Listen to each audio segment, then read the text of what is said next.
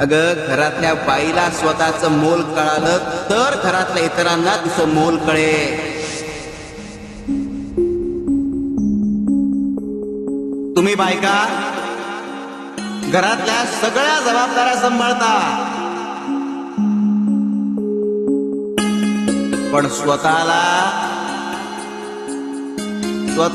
मात्र सांभाळत नाही.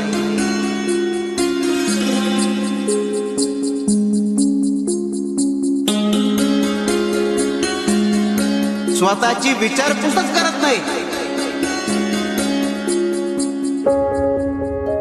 अरे, आम्ही ज्या क्षणी दोघांना बनवलं त्या क्षणी दोघांची सक्षमता ही समान ठेवली.